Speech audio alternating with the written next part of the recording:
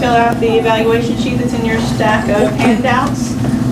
We take this very seriously, and we are interested to hear your thoughts, and I'll remind you guys towards the end as well. But I'll go ahead and turn it over to you. Thank you, Michelle. She took care of our introductions. Can I just get a feel, just briefly, what departments everybody here is representing? If we can maybe just quickly go around the table so we get an idea of your disciplines. Start here. Instruction and teacher education. TA for English department. In the theater department. The English program for internationals. Pedagogy, microbiology, computer science. Hospitality and tourism management. Oh, same here. Same here. Computer science. Okay. Psychology. Okay. Geography. Geography. Over here. Mechanical engineering. Okay. And mechanical engineering. Oh, we're going to go with this one. Is this one on?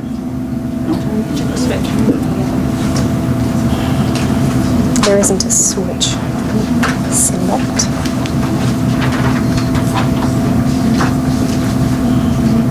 The green light is on, but I don't know if... I'm good. Yes. Okay. So right, so it's not for the room, it's just for the recording. Okay, okay, this is good to know, then it won't. Okay, let's see, we did that side and a few in the back.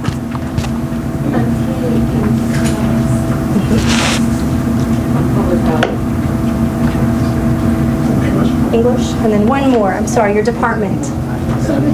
Computer science. As Michelle mentioned, I'm from the Department of Civil and Environmental Engineering, and some of the techniques that we're going to talk about today we piloted in a civil and environmental engineering course, but certainly the techniques are applicable to a very broad range of disciplines. We set this down.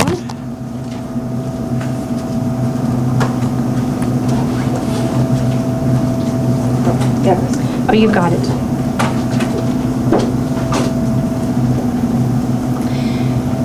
So today we have three general purposes for the course. The first is to situate the importance of disciplinary writing in today's undergraduate and graduate educational process, to introduce and practice pedagogical techniques to facilitate students' development as disciplinary writers. So we're going to present some of these techniques to you today, and then we have many handouts with which we can give you some examples on how to use those with your students. And then finally, to provide some information on and off-campus resources to help facilitate disciplinary writing.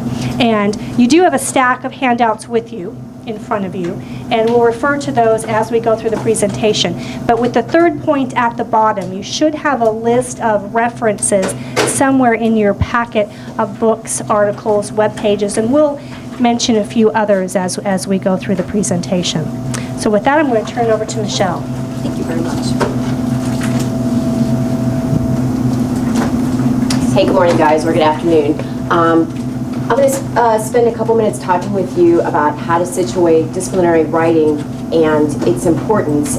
If you're at this workshop, you probably realize its importance. A couple of things here for undergraduates, and I realize many of you are faculty and graduate students, but it really does start at the undergraduate level.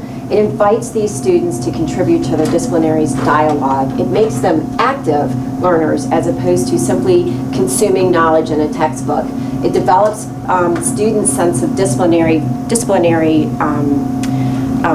belonging. So they may be making decisions about where they want to be, what they want to do with graduate school, with careers. Having them involved with disciplinary writing can clarify some of those ideas for them, and it really facilitates the acquisition of disciplinary knowledge and skills. It is, in fact, a very high level of teaching at both the undergraduate and graduate level. The importance of writing at the graduate level, I suspect all of us probably know that. It's a critical outcome for graduate education.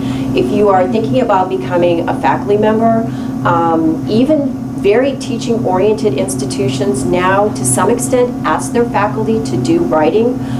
So knowing how to write and knowing how to write well is often a prerequisite for landing one of those jobs that you're after.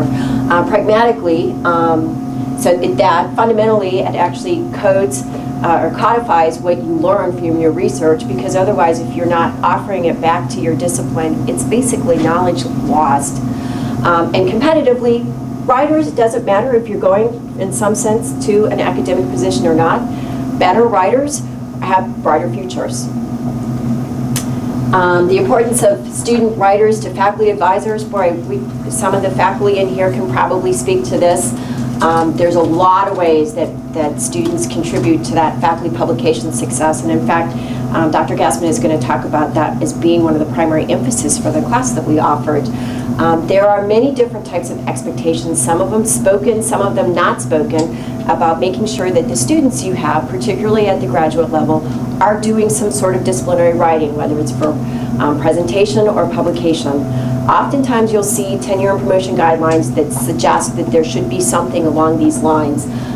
Really, if you have if you're a faculty member and you're able to work with your students and create good disciplinary writings, your productivity expands because you're able to do so much more than you would by yourself. And it also serves as a professional development tool.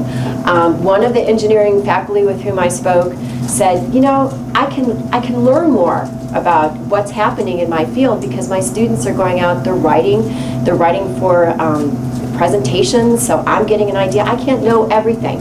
Even though I know a lot, I can't know everything. And these folks are really getting into some nooks and crannies. But why we're all here today, because if it was super easy, we'd all be super prolific and it would be super fabulous. But you know how life goes. Disciplinary writing is a complex social practice. There are issues of power. There are issues of identity. Who are you when you speak to the audience with which you're trying to communicate through your writing? Do you come across as a graduate student? Do you come across as a beginning faculty member? Do you come across as the expert? These are all ideas about where is it that your voice is and how is it being received. Some of these disciplinary knowledge-making practices are not really clear. So, for example, knowing what it is that a specific disciplinary journal editor wants to see within a journal, they may not spell that out. It could be one of those things that you just kind of have to learn through working with a mentor who knows about writing, or doing it enough times, getting enough rejections, and having enough courage to pick yourself up and go on that you just learn through trial and error. And most faculty actually receive no pedagogical training. So for faculty that are here today, kudos to you. Most of us come from institutions that focus on research. Most of us do not have a background in how to teach students this very complex disciplinary situation called writing. It's just simply something that people think is common knowledge. It's not common. And it's emotionally involving. I'm not going to say who, but this is a full professor at the University of South Carolina, sat on his porch one day and said, you know, writing is not easy, it's hard. Sometimes nothing comes out, just like nothing comes out. Here's Hunter and Koo. This is actually from higher education. This is 1987. Like birthing, the knowledge production process of writing is very difficult and sometimes painful. However, the result is almost always pleasurable. There's that sense of real angst, strom, upsetness. Both supervisors and students spoke of the extreme joy. This is a recent publication by Claire Atkinson called Tough Love and Tears, and that kind of gives you an idea of what the emphasis of this article is in terms of supervisors talking about their experiences. So, also time consuming. Now, let's face it, we're all busy. It's huge. Graduate students have to go to classes. They have to teach if they're teaching assistants, and many of us are. They have research responsibilities. So where exactly is it in the lab or in wherever that you take time away from that to sit down and write? And for faculty, it's also time consuming because you have to, it's actually fairly faster for faculty to write on their own than to write with students until that student gets up to a different perspective on the learning curve and can really contribute. So there's a lot of these considerations. Individual guidance is very slow and laborious. If anybody has tried to learn for their mentor or been a mentor, if you're a peer to a new doctoral student, new graduate student coming in, it takes time to teach others to do this. Okay, I'm going to turn it back to Dr. Gassman. So as was just mentioned, Teaching graduate students to write within their discipline is very difficult and it's very time consuming. And we have realized this need within our department for many, many years. And finally, this past spring, put that need, or that realization of that need, we developed a course, offered a course, the three of us, to meet that need, to help faculty teach their students how to write. The process of writing, the time it takes to teach someone to write is extremely time consuming, as we mentioned, and faculty have so many things on their plate. In addition to that, especially in my department and within our college, the tenure process, the number of publications that are expected from an untenured faculty to get tenure has risen. The number of proposals and the amount of money that an untenured faculty needs to bring in to get tenure, those expectations have also grown. So because of all of this, we needed a way to be able to get graduate students up to speed faster so that they can be of service and help their graduate advisor in the writing process for journal publications, for proposals, and then certainly for their benefit as well, for their thesis or their dissertation. And then if they do have ambitions of going into academia later, they have those skills for writing as well. So that's our need at the top. And the class was called Writing for Publication. As I mentioned, it was offered in the spring. It was a 1 credit hour course, or 0 credit hour course, I think. And we met weekly for 1.5 hours on a Friday morning, when students generally didn't have classes with the Monday, Wednesday, or Thursday, Friday schedule. And the classes consisted of writing workshops. It was very active. The students wrote during class. They discussed writing with their peers. We had presentations by ourselves as well as other faculty members within our department. And also, I mentioned group discussions. 22 students took the class. Within civil and environmental engineering, we have 4 different areas. We have geotechnical engineering, structural engineering, water resources engineering, and transportation engineering. I may have missed one, but they represented 4 areas within our department. So their research is very diverse. And in addition, the students represented many nationalities. So English wasn't necessarily the first language of most of the students who took the class. The learning objectives for the course.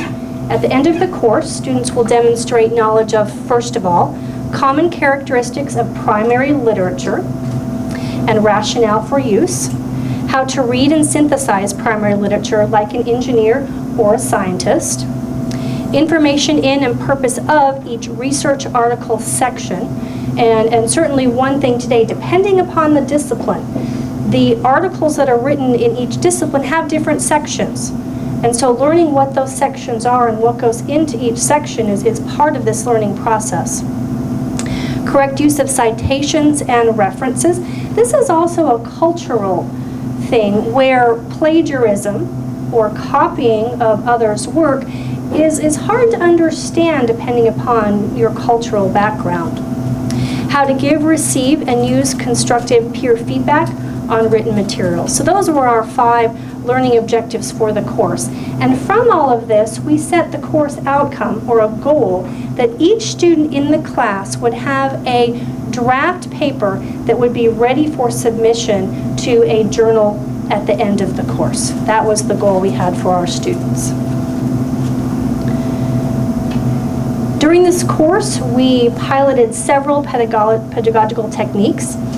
At the course end, we had several assessments as well, beginning during the middle of the course and at the end. At the end of the course, we asked the students through free recall what some of the techniques we used in class they felt were most beneficial. And from that survey, 3 came across as being the best. These 3 techniques that we used in the class, and these are the 3 we're going to talk to you about today: concept mapping, manuscript rubrics, and writing goal accountability. So those are the 3 techniques we're going to talk about today. We're going to give rationale for why we used each and why you should consider using each, and then we're going to demonstrate how we used each of these in the course.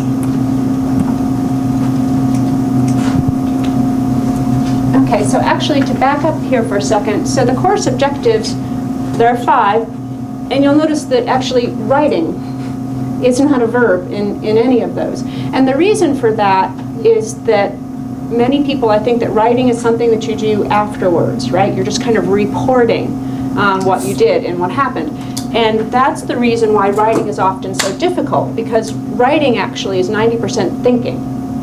It's 90% synthesizing and digesting. I find that my research is never done until the paper actually comes out for publication, because in the process of writing, I often discover one of the primary results that I didn't really realize was coming out of the project, or at least a new interpretation of the results. So I would encourage you to really think of writing as part of your research process, not the end of your research process. And these 3 tools that we're going to tell you about are various ways to approach the same problem. But one of the things that we've found, because we've been working on this area for some time, is that before you start worrying about teaching people how to write, they need to know how to read. And I don't mean that in quite as simplistic a way as it sounds, but many faculty, particularly those who were sort of naturally oriented towards academics, can actually be fairly terrible mentors in this area, because they don't remember when it was hard. They don't remember what it was like to not, be aware of the primary literature. But one of the things that we found that's true for graduate students, and is certainly true for undergraduate students, is that there's not an awareness of the fact that there is a body of literature out there already, and that the first step in a research process would actually be, once you've identified sort of a question or a topic area, is to go find out, what do we already know? And where are the gaps in what we know? And what have other people done? And where would my idea fit in? Undergraduates in particular really don't seem to be aware of this. They seem to think that, truth comes down with a capital T from somewhere up in the clouds and is deposited in textbooks. And one of my personal pet peeves is the fact that there are no citations in textbooks. I think that communicates a very dangerous sort of non-message to students.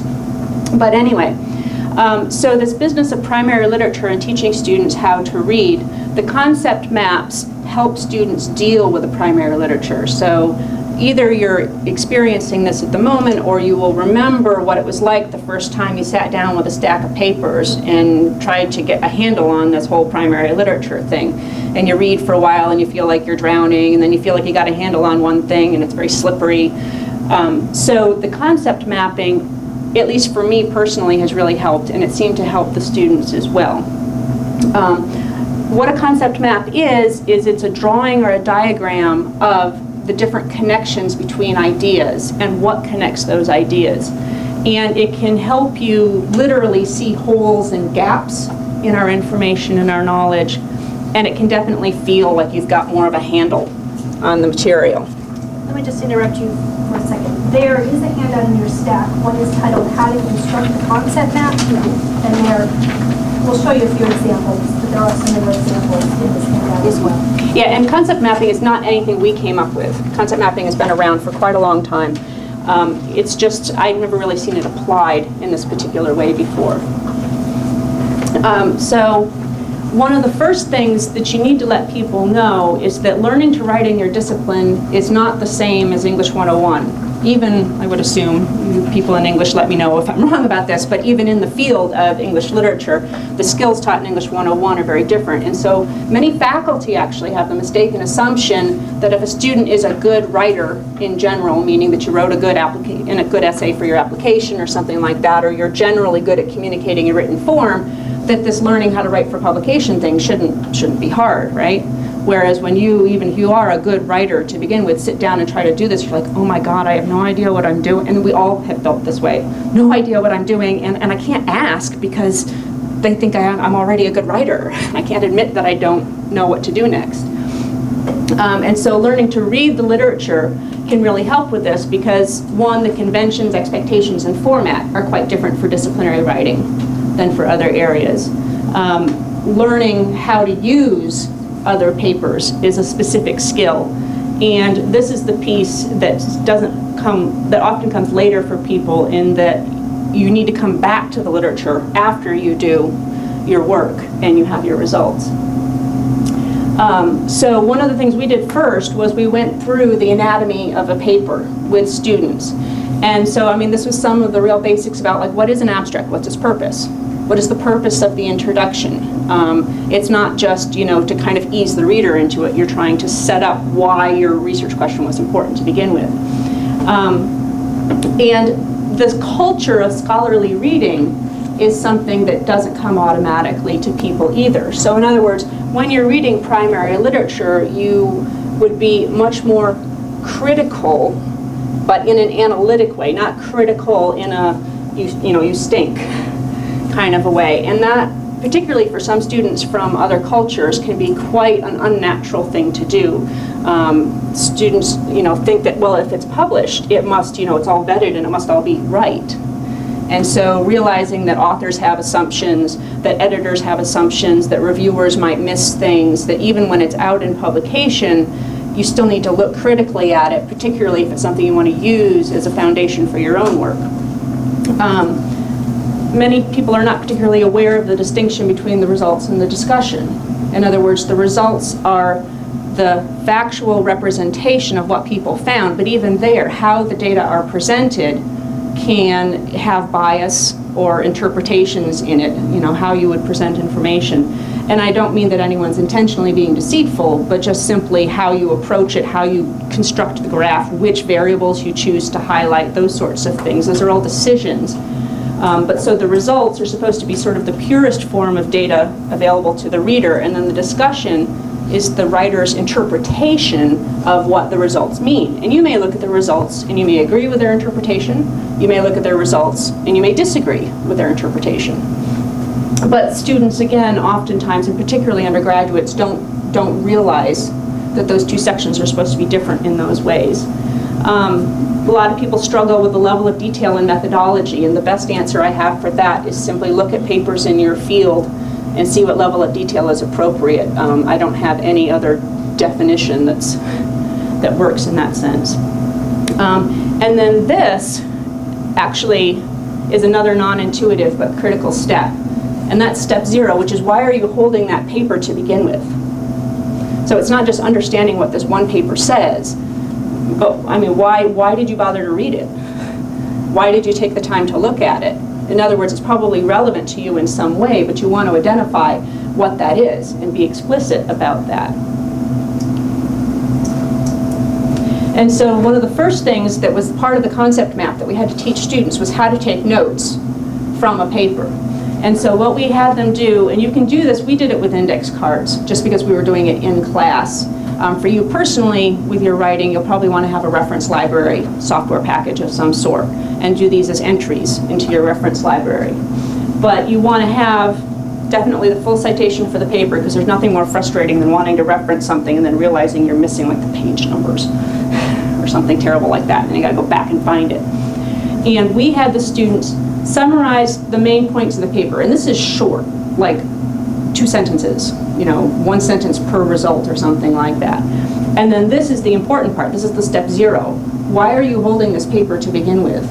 Was it a piece of the results that you thought related to you? Was it an interpretation in the discussion? Why did you pick it up? Or why did your advisor hand it to you and say you should read it?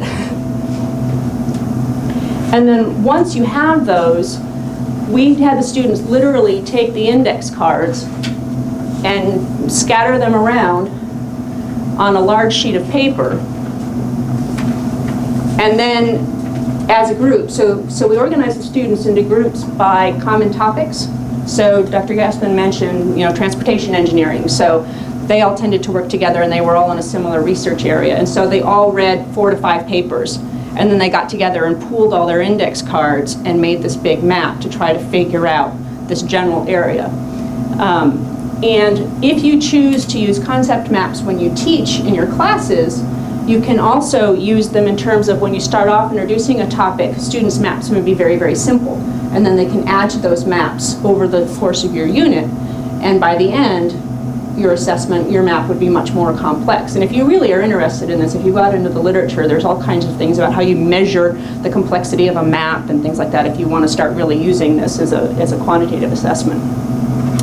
And then one thing to emphasize to your students is that labeling the connections between the nodes is just as important as the nodes themselves. So this is actually a core map in that sense, in that not all the connections are labeled. But for example, here, peer review is a pedagogical strategy, and collaborative inquiry and scientific writing were connected by the use of peer feedback. So this is labeling a connection. And this actually is not the greatest map in the world, which is one of the reasons why we put it up. But your handout that you have there has other examples of concept maps.